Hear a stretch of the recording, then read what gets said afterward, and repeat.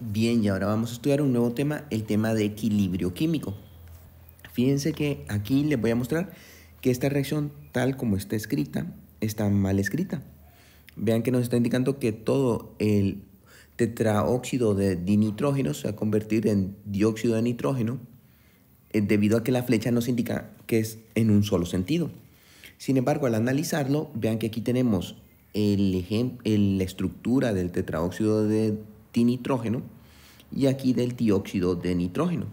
Sucede que este compuesto del tetraóxido, si está muy frío, entonces se mantiene como tetraóxido, pero al calentarlo a cierta temperatura, se empieza a convertir en dióxido de nitrógeno.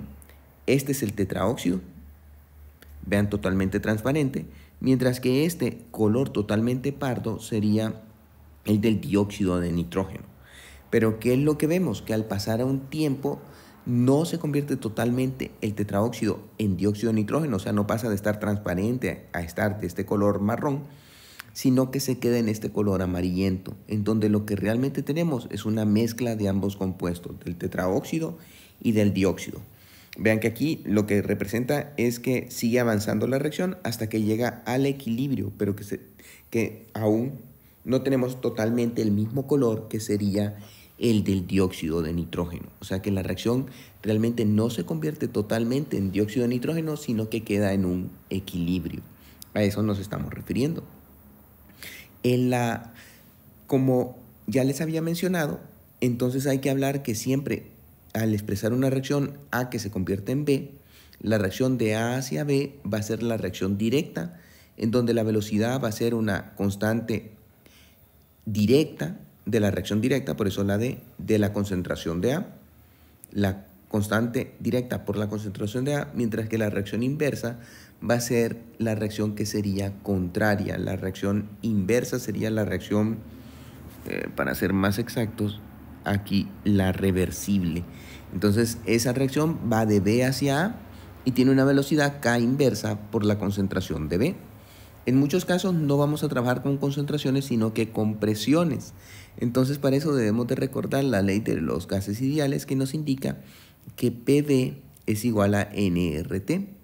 Por lo tanto, recuerden que las concentraciones, la concentración molar son moles N sobre volumen. Entonces lo podríamos poner N sobre V, despejamos N. Vean, PV es igual a nRT. Entonces pasamos NB al otro lado y entonces nos quedaría P sobre RT igual a NB. Entonces despejamos que la ecuación que tenemos aquí, NB es igual a PRT. Por lo tanto, la concentración nosotros la podemos escribir como P sobre RT y la concentración de A sería igual a PA sobre RT y la concentración de B, PB sobre RT. Entonces la reacción directa la podríamos reescribir ya en función de presiones, no de concentraciones, como KF, que sería, porque cambia al emplear presiones, KF por la presión de A sobre RT, KR por la presión de B sobre RT. Entonces tendríamos esas dos formas de expresarlo, ya sea con concentraciones o con presiones. Aquí podemos ver a qué se refiere el alcanzar un equilibrio. Si nosotros partimos de A, entonces vean que lo que va a suceder es que A comienza a consumirse y disminuye su concentración, mientras que B, al comenzar a producirse, va aumentando su concentración hasta que llega un punto en donde se alcanza el equilibrio, donde las velocidades de ambas reacciones se igualan. O sea que la velocidad de la reacción directa se iguala con la velocidad de la reacción inversa. Aquí lo tendríamos, la velocidad de la reacción directa se iguala con la velocidad de la reacción inversa. Vean que podemos aquí trabajar un poco y entonces dejar PB sobre RT, pasamos PA sobre RT, pasa a dividir y entonces nos quedaría PA sobre RT. Va a ser igual a KD sobre KI. Vean que aquí se cancelan las RT y entonces me quedaría que PB sobre PA va a ser igual a la constante directa sobre la constante inversa y esa va a ser una constante.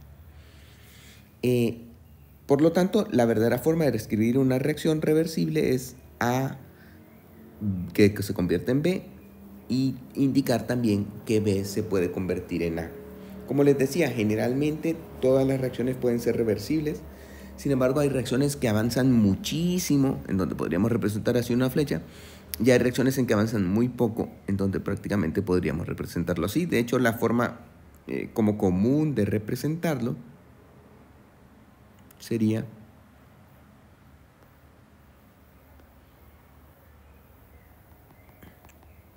esta de aquí.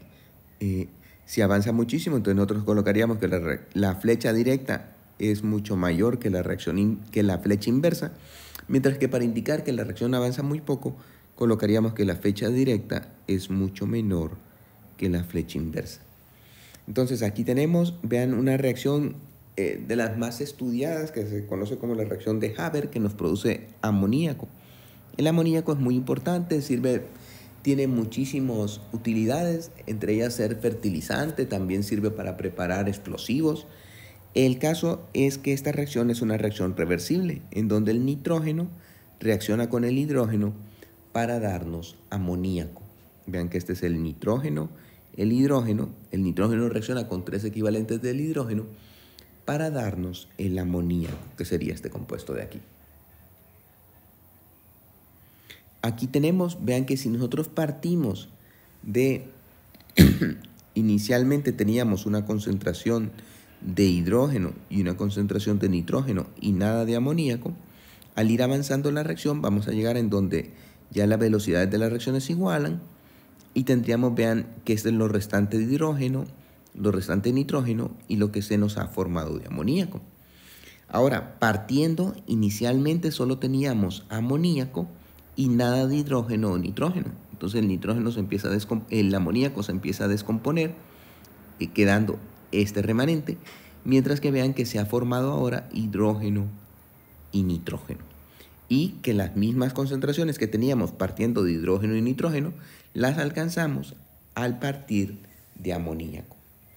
Vean que una reacción en general nosotros la podemos escribir de esta forma, como A más B que produce C más D, indicando los coeficientes estequiométricos, en donde aquí para los coeficientes estequiométricos vamos a emplear A, B, C y D. Entonces, tomando esas consideraciones, la constante de equilibrio va a ser igual a la concentración. Bueno, la podemos expresar con presiones, en este caso sería con presiones, o con concentraciones. Entonces va a ser igual a la presión de los productos, vean que los productos son C y D, entonces la presión de C, la presión de D, elevado a su coeficiente estequiométrico, en donde el coeficiente estequiométrico sería C o D, que son los coeficientes que lleva C y D, dividido entre la concentración de los reactivos. Noten que los reactivos son A y B, entonces sería la presión de A, la presión de B, elevado a sus coeficientes estequiométricos.